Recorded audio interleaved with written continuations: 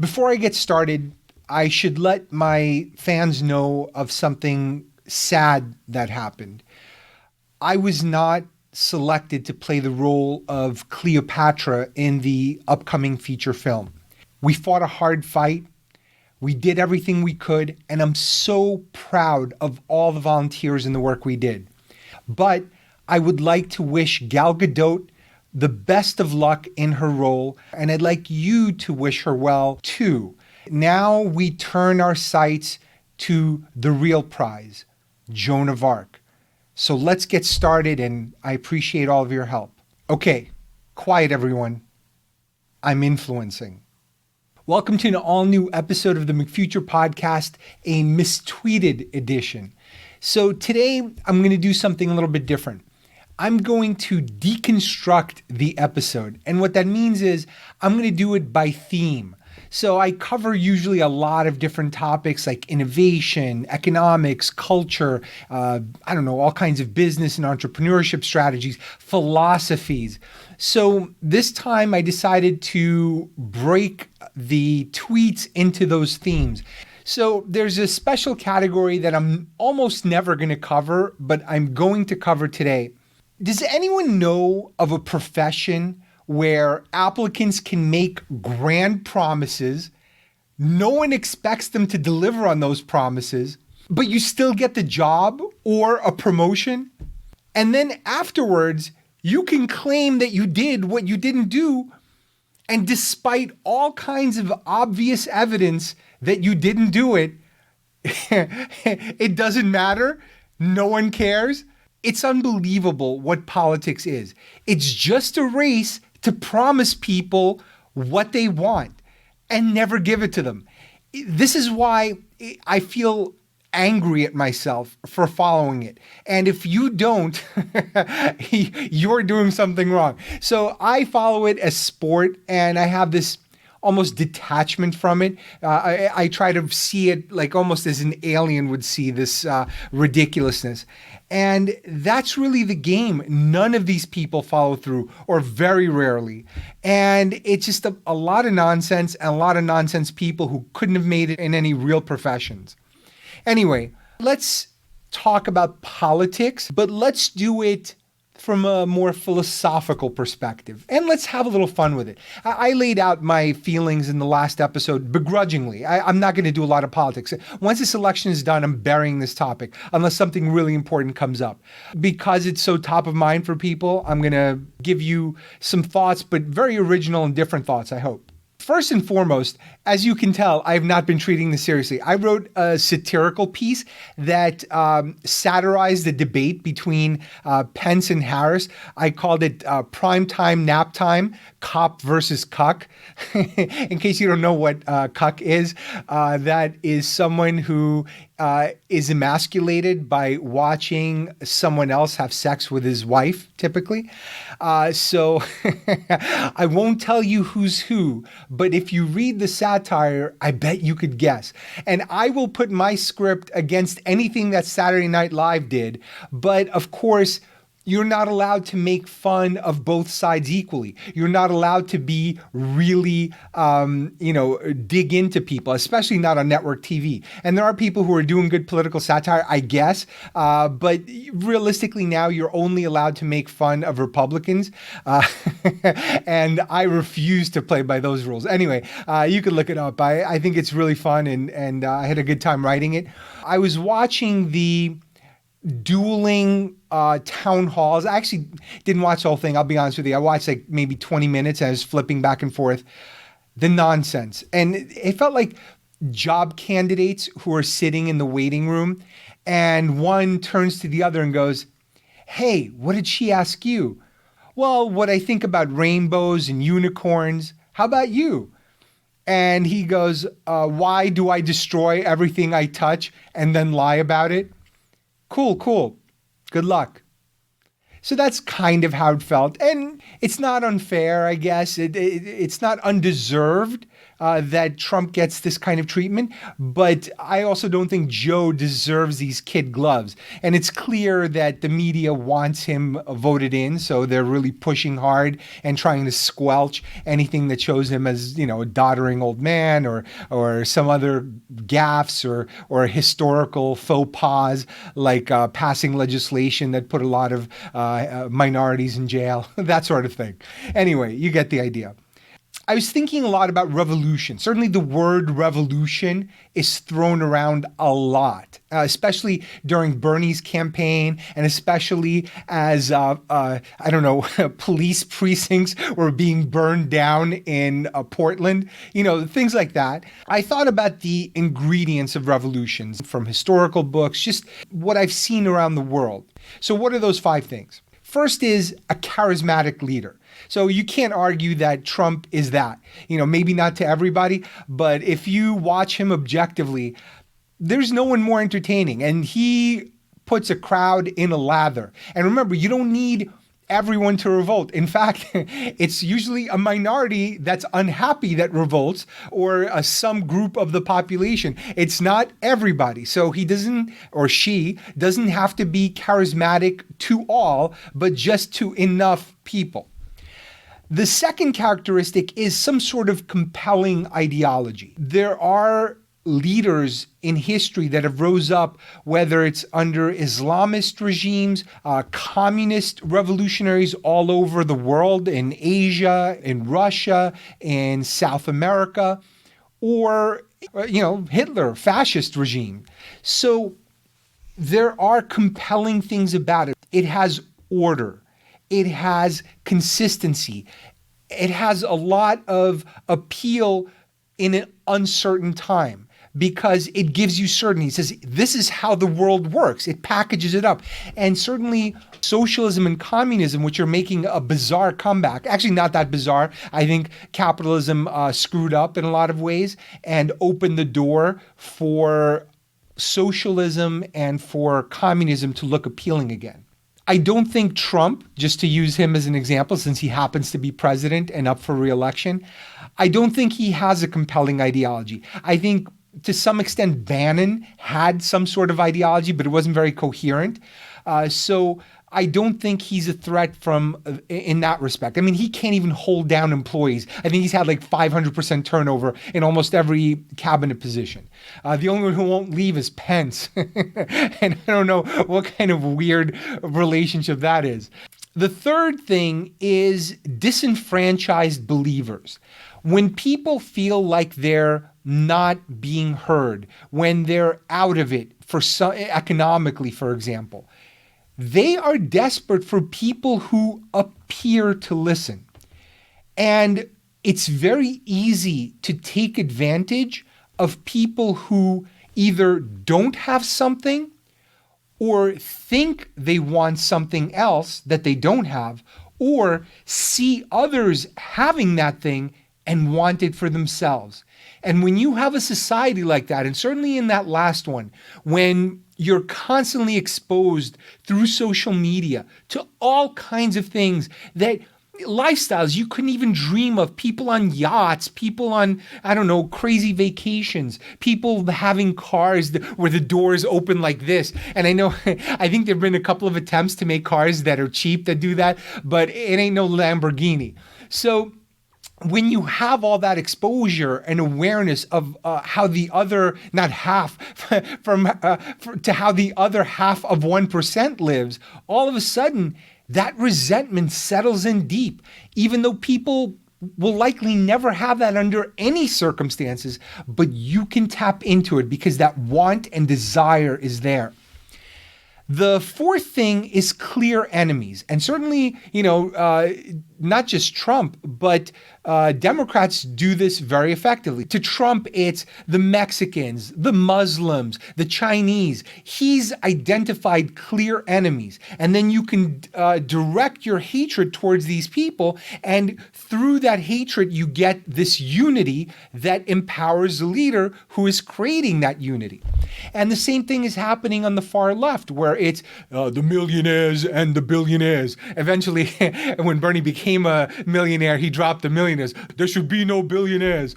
And then if he becomes a billionaire, I know what he's going to talk about. They talk about corporations. They talk about healthcare companies. They talk about greed. They talk about rich people. They talk about the 1%. So they do the same thing. You know, there's a way to direct your hatred towards a group to create or tap into whatever unrest you may feel. Now, you may be feeling those things for other reasons, not economic reasons, and not even reasons that the government can address, but you can still tap into them if you're a crafty politician. And that's why populism, as they call it, seems to work in a lot of countries, because that's what they're tapping into. The fifth thing is an inciting event. Sometimes it takes one, sometimes it takes more than that. So you remember in China, in Tiananmen Square, they had that guy, or I think it was a student, who ran in front of a tank to stop the tank.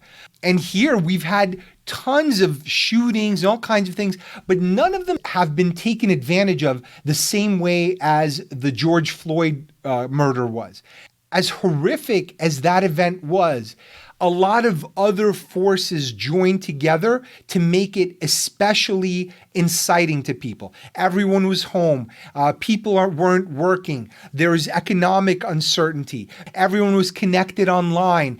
People have already been worked up into lather over politics. So a lot of these things created an opportunity for a lot of other people to step forward and lead this movement, whether it's the organization Black Lives Matter, whether it's a bunch of other, either civil rights leaders or even opportunists who are selling training courses to corporations, like Robin DiAngelo, who I've covered in previous episodes. All of these things, in some combination, are the trigger points for revolution. And I don't think Trump is that guy.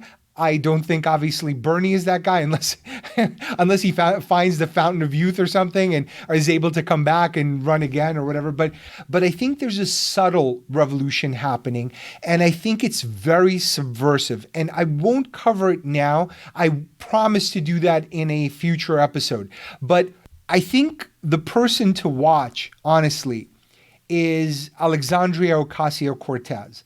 I think she is able to harness this enmity that people have towards the wealthy. She's well-spoken. She's also attractive. That doesn't hurt, let's be honest, in society. And I think she has a mastery of the problems and a mastery of how to get people worked up over those problems. What she does not have a mastery of, in my opinion, are the solutions. And there's a pretty funny, dark phenomenon happening where overeducated people apply zero critical thinking because they think they're smart. They went to college. They've got some sort of degree hanging on the wall, and they're buying into a lot of absurd narratives. And I'll give you an example in a second. While the undereducated are critically thinking themselves into conspiracy. They are believing ridiculous things. And I'd be more amused by this if I didn't have to live among you people, okay? I would like to be in space right now, observing this just as an alien observer and then whooshing off in my spacecraft, but I can't. One example that is really egregious is, I think it was 3 times now that MSNBC, Rachel Maddow specifically, in 2018, 2019, and again just recently, showed photos of, the famous kids in cages that Trump's putting Mexican immigrants or South American immigrants into cages and separating them. They've been using photos from 2014 from the Obama administration when they were doing it, knowingly using those photos because it's been debunked by Associated Press, which took those photos. So this is something that's used as a tool over and over and over by MSNBC to push a narrative that, this president's so horrible. And there are many reasons to hate Trump. There are many reasons that you could argue he's done a horrible job, but there is no reason to falsify information. And you can look it up. You could look up the AP photos and see for yourself. And then An example of the other thing, the people who aren't that bright, critical thinking themselves into oblivion, QAnon. So this guy is supposedly the head Q. Listen, QAnon, I'll give you a quick explanation as I understand it. QAnon is basically, they think there are a bunch of child molestation rings all over and that Trump is secretly fighting them somehow. So apparently they think that this guy might be it. And I wrote, behind every insane conspiracy theory is a 50-year-old virgin who once freaked out the producers of Hoarders. Most government conspiracy theories, they can be debunked solely on the presumption of competence. If you think the people who go into government and want to leave at 4:30 are ones that are going to create all kinds of intricate plots and hold those secrets for decades, you are barking up the wrong tree. And then it gets progressively dumber because, look, it can happen. There have been conspiracies throughout our history and throughout the history of the world. So that's not the crazy part. But your probabilities start to go down substantially if every single thing you see is part of a conspiracy. Because conspiracies have very low probabilities, maybe, I don't know, certainly below 1% in a lot of cases. So 1% times 1% times 1% for each one makes you crazy at some point. So I define the deep state as bureaucrats who don't like you or working past 4:45. I wanted to merge the dark web and the deep state into the dark state, which is where federal employees try to take down our government from within using Windows 95, general indifference, and never staying past 4. It'll be star Vin Diesel and Emma Stone. You're going to love this movie. I've said everything I wanted to say about Trump probably 4 years ago. But one thing is really important. The distinction between a liar and a bullshitter. A liar, to me, is someone who knowingly goes out and tells you something that is untrue. They're trying to cover something up. They're trying to exaggerate their successes or downplay their failures. And almost every politician falls under the liar category. They are traditional liars. You know how they go in front of the cameras and they're like, the American people deserve a leader who will blah, blah, blah, blah, blah, and they give you a bunch of bullshit, smoke up your ass. And the reality is they're starting wars, they're selling arms, they're doing all kinds of insane stuff. And then they're like, oh, the American people deserve. So look, not every politician is like that, but a lot of them are. And a lot of people are. And so a liar is someone who is strategic and knowingly does it. Now, a bullshitter is something entirely different. On some level, they believe, if not the words they're saying, they believe the essence of the words that they're saying or the feeling about those things. And in believing it themselves, many of you will be fooled. It's like a person who is overconfident. Like I had this guy, his name was Tommy. In my English class. He's an Italian guy. I went to school in Brooklyn, so there were a lot of Italian guys named Tommy. And Tommy was, so this chick was telling me, oh my God, and then her boyfriend came out and he chased me down the street. And listen, if I had a baseball bat on me, I would have chased that guy for an hour and he wouldn't have seen the light of day. There would be no, all of it a lie. All of it complete nonsense, complete BS. But in Tommy's head, the way he says it, it's all 100% true. And I've seen Russian guys like this. I grew up with Russian guys like this who are so overconfident. Like I can imagine like they were like general contractors or whatever. But if you took that guy and you put him into like a business or office setting, you would have the same exact thing. This is what it would sound like. It would be like, hey, Boris, do you think you can build me a new website for tomorrow?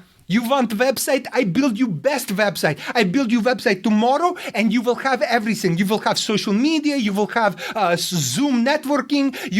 I will put website on your lawn. I will put website in your house. I will put free website in your office. Everyone have website. I will make app. App will be the best app. You will never have a better app, and I will do it for half what the other guy does. What do you want? Do you want it in blue? Do you want it in red? I make any color you want. You will have it tomorrow. It will be the greatest app you have ever seen in your life, and you will have it. That guy exists, and that guy is Trump. This is the greatest.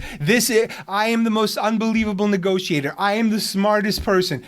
All this stuff. And, you repeat it enough times and you say it to the right people and people believe your bullshit. So lying and bullshit are two different things. And a bullshitter always wins over the liar because the liar is calculating. They can be detected. A lot of people have a lie detector built in. So they can usually sniff out a liar. Now, a bullshitter is so convincing because there's a little bit of crazy in there. And when you throw that little bit of crazy in there, you're like, oh, maybe he can do it. Maybe he can't put an internet on my lawn. I don't even know what that means, but he's going to put an internet on my lawn. Boris, you're hired. That brings me to another thought, which is related.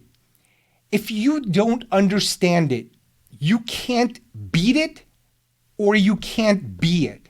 If you're thinking Trump is a liar, then you have no chance of defeating him or anyone like him, anyone who is a powerful bullshitter. There's also things that you're trying to be.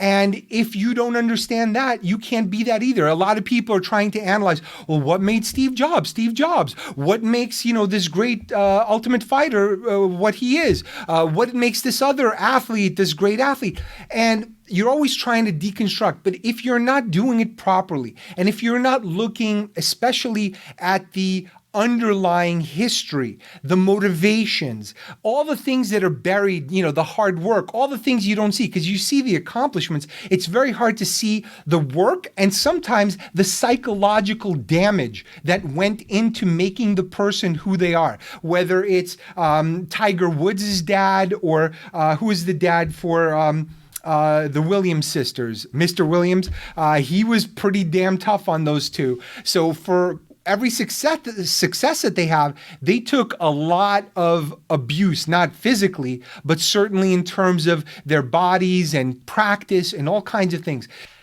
And in general, the answers are out there. Almost every single problem that we have can be solved.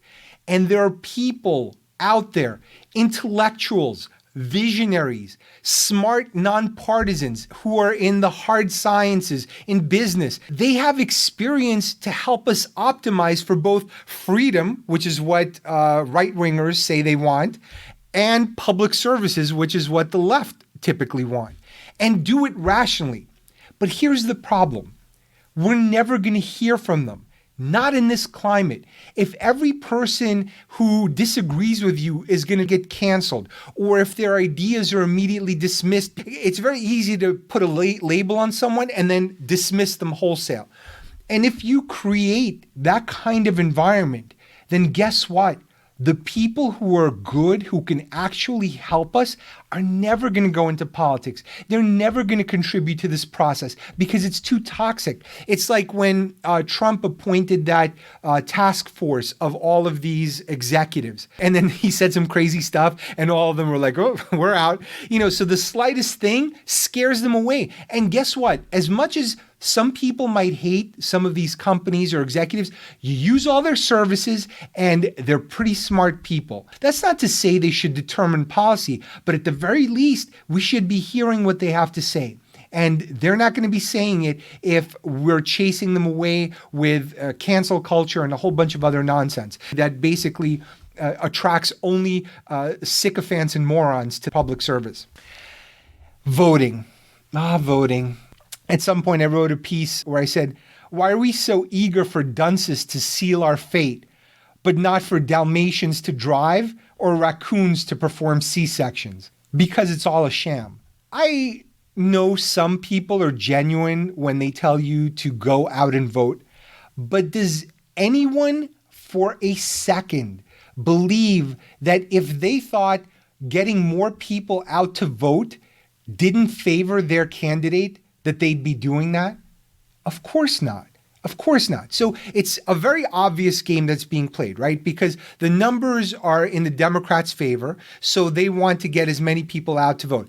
And the Republicans are trying to, paint over potholes so all the voters fall into them and can't get to the polls. One benefits from, a higher turnout, and the other one has a population shortage, but maybe gets a little bit of upside from the Electoral College and the way our system is structured.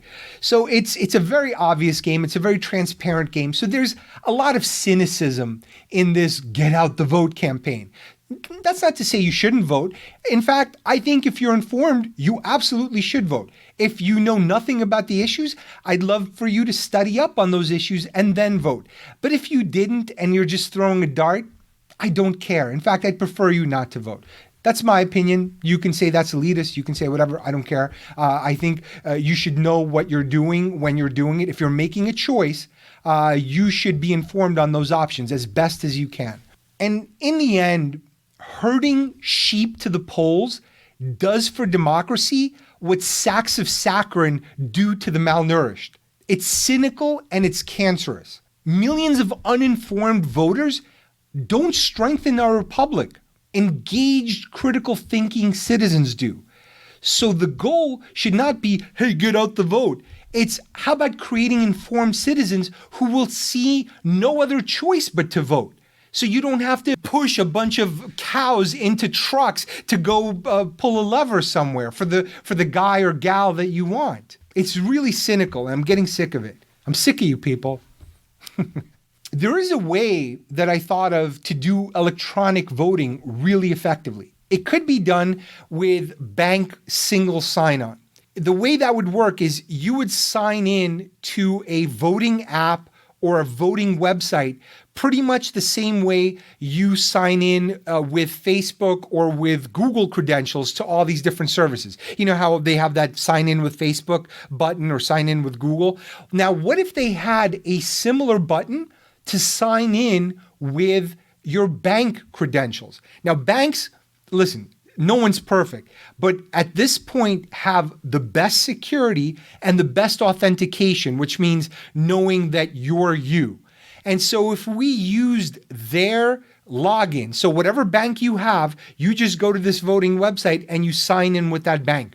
And this kind of access is not unprecedented. So right now, if you have TurboTax or you have one of these other programs that aggregates all of your financial information in one place, they're probably using a company called Yodlee. It gives them access to information from your savings and investment accounts. And the banks and the investment companies let them do it because, they want to offer conveniences to their customers. If done on mobile, you also have extra sensors available on the phone, like the camera and, the location sensor and so on, to validate where people are, what they're doing, or use the camera, whatever else you might need. So it adds an extra level of authentication. This doesn't have to happen all at once. You could phase this in and multiple systems can coexist as we test what's most effective. And I think that could also be an opportunity to get a bunch of people who are not banked to be able to sign up with a bank and qualify for a certain savings account and maybe even receive some of their benefits payments through that account. And there are people without internet access, but they have government subsidized programs, and in some cases it's free to get a phone that has data and phone minutes, and those phones should be preloaded with the voting app. It just seems like no one's trying. And this goes back to what I've been saying over the last couple of episodes. Politics attracts the worst people because we've created a climate and honestly a profession that can't do anything else. If you're going to put people under this kind of scrutiny, pay them this little, not measure results, and reward lying, this is what you're going to get. So I wrote, it's time for poll workers to become poll workers. And in case you don't have the words in front of you, poll, P-O-L-E, and poll, P-O-L-L. No one knows how to count loose patriotic papers better than America's strippers. So we have a shortage of people working at the polls, and yet the strip clubs are closed because of social distancing. What better workforce than strippers to go out and do this? And they're probably COVID proof. The germs they've been exposed to, the things that those singles and fives and tens have seen. And we should not crumple up our ballots before giving it to them. After I wrote that, immediately I saw this other tweet which cracked me up. So strippers in Atlanta, they did a voting campaign called Get Ya Booty to the Polls. So they were basically shaking their booties, trying to get you to the polls. So from my tweet to God's ears, I don't know if God's ears are here or here, but they are there somewhere. You know, we respond to every outbreak except the one that is eating away at our society. Stupidity. It's the deadliest one of all, because that's the one that gets you long term. In the short term, you're like, oh, well, that guy at the airport was pretty stupid, or that politician's pretty dumb, or this, and eventually the compounding is out of control because these people breed. And before you know it, we're going to have a country full of idiots. And the idiots aren't just people who are uneducated, not at all. They're people who are perfectly educated but have shut their brains off because they're perfectly happy outsourcing thinking to the diploma that's hanging on their wall. And they're thinking, oh, well, you know, my friends believe all this and this is the channel I've chosen to program my brain and therefore everything on here is correct. Wrong. They're just as bad and they're contributing to this problem. And at one point in 2014, I wrote, we need extremes to help us find the center. And I've changed that a little bit now to say opportunists exploit extremists to recalibrate the center. And what I mean by that is if you move something wildly to the left or to the right, then the center doesn't stay in the same place. There are people who are motivated to create those movements. And those are the people who will gain power in that scenario.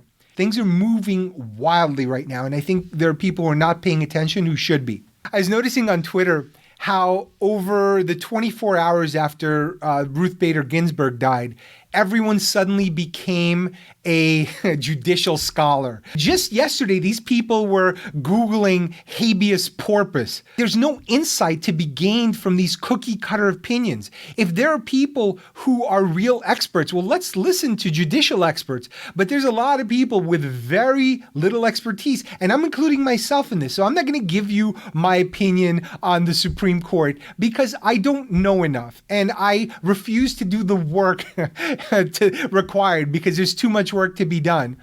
And because I have no expertise on it, I'm going to sit this out instead of drowning out the handful of people that actually do have a valid perspective. Just a note to cities. They named this street in Manhattan for Ruth Bader Ginsburg. That's great. I'm all for it. But you know what? Ruth might have wanted to attend the ceremony when she was alive. So how about it, cities? How about getting a little bit proactive and making a list of old or rickety or sick people and start naming stuff now and fly them in for the ceremony? How's that for an idea?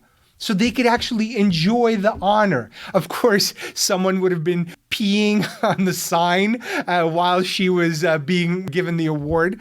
Portland.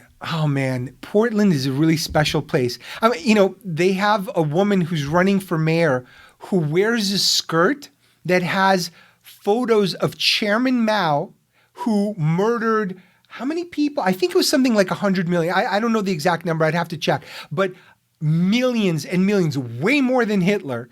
And Che Guevara, another murderer. So she has communist murderers on her skirt. She wears it with pride. I don't know what kind of implementation of communism she's planning for Portland, but I can't wait. Because, hey, Maybe equality just rains down on all of us. Maybe she knows something those guys didn't. Or maybe a lot of people have to be murdered in order to keep that kind of regime going. It also kind of made me think of this exchange. Hey, what's the name of your club? The Not Angries? What do? Yell at people? Isn't that angry? No, we yell at them to be nice. I will support whichever militia group promises to bring back the Portland of Portlandia. I don't know if you've ever seen the show, but it is hysterical. It is such a funny show. They make fun of hipsters like nobody else. And it is so good, especially if you've ever lived in New York or the coastal cities. I don't know if that Portland exists anymore. It's not that quirky, fun place anymore once Chairman Mao takes over. The heads of the national intelligence agencies, so this was the FBI, CIA, NSS, and NSA, they put a video together of TikTok of them dancing. No, that wasn't it. They put a video together saying, hey, don't worry, we will make sure that there's no fraud in the election and that the election is fair and accurate. Look, there's a cynical way to look at it and say, oh yeah, you're going to trust the FBI, you're going to trust the CIA, they're busy overthrowing governments or blah, blah, blah, putting, activists in jail. Okay, listen, yes, maybe in some cases that's happened, but also on some level, you have to trust something because at some point you will drive yourself insane with cynicism. And on some level, I found this a little bit reassuring. Call me crazy. I'm sure based on prior segments, I might be, but I found it comforting. I don't know. What do you think? Another thing that will never come up on the news, not in any of the mainstream networks. In 2014, I felt there was no hope in the Middle East, nothing. I thought that was just going to go down and devolve into some sort of war or conflict. And the fact that Trump signed this deal with Middle Eastern countries. In fact, there are 9 countries that are considering joining this deal with Israel and all these Arab nations. Look, I don't know what kind of bombs had to be exchanged or how many fighter planes had to be given in order for this to happen or how much oil we had to agree to buy. But regardless of how we did it, the fact that it's happening, the fact that someone yesterday posted a ticket from, I think it was from Tel Aviv to United Arab Emirates, that is unbelievable to me. That we are now having direct flights to places that were sworn enemies or between places that were. You'll never hear that reported. And I think that every once in a while, even if you hate Trump and you hate this administration, it's important to take a pause and root for the right thing. And whenever there is the possibility of greater peace, that is the right thing. And if you find yourself ignoring it or rooting against it or not giving credit to someone you dislike for it, the problem is you. Really funny guy. He writes for an online series called We the Internet. His name's Lou Perez. He wrote, come November, how close will polling locations be to the riots? Because I want to waste as little rioting energy as possible walking to the polls. And I responded, democracy didn't tear down statues, riots did. Politicians didn't turn Lululemon against white supremacy. Riots did. Voting didn't get me to fillet a man in front of a DC diner to pledge allegiance to LGBT. A screaming mob did that. Viva la revolution. Anyone have a napkin? Ugh. Okay. Wasn't that awesome? Now pay me. Now, listen, subscribe, tell a friend, and if you're able to, join the Patreon so I can produce more of these shows and bring it to you every week without fail with awesome bonus material for subscribers. I'm Steve Faktor. See you next time on the McFuture.